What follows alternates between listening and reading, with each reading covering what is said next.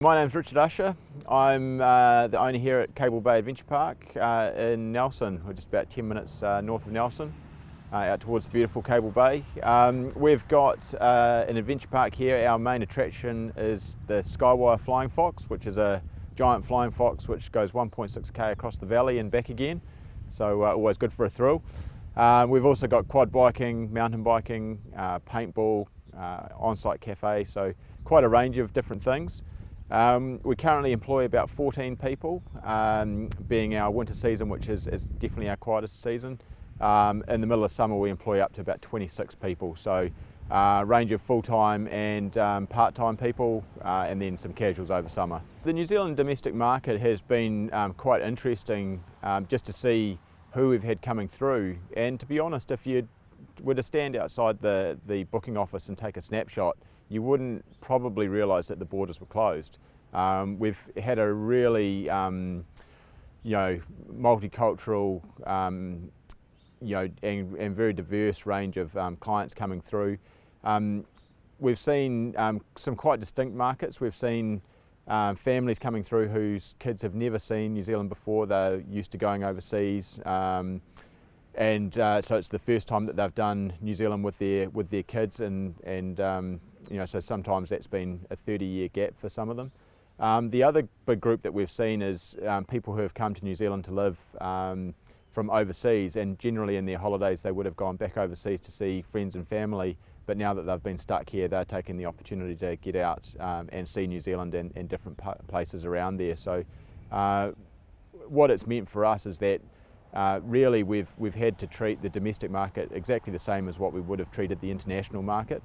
So for us at the park here, the importance of cross-cultural understanding really means that all of our staff need to be aware of the differences in the different cultures and the markets, and there's a lot of instances where obviously the staff don't speak the native language of the people who are here, and understanding how much actions with their hands, their smile, and just I guess that their demeanour and how much that means to put in context to what they're trying to say, and really knowing as well that just because someone gives you a nod doesn't necessarily mean that they understand. So taking the time and extra time if needed to walk them through the processes, and really just really try and have a lot of patience with the crews to ensure that they can have a safe experience, and knowing that how they present themselves, I guess the friendliness is the big thing. Just making sure that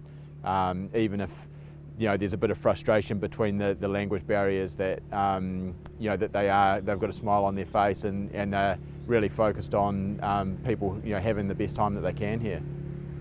So we see quite a lot of people out of different Asian regions still travelling around within New Zealand, mainly either out of Auckland, where they call Auckland home now, or we get a lot of fishing boats in Nelson and a lot of Filipino crews coming out here.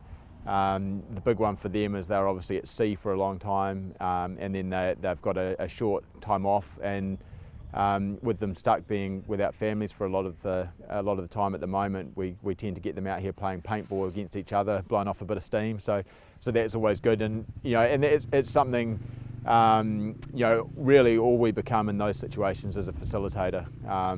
They go out, we make sure that they know what they're doing and that they're safe, and then you just let them go for it, and the laughter and the smiles sort of say it all.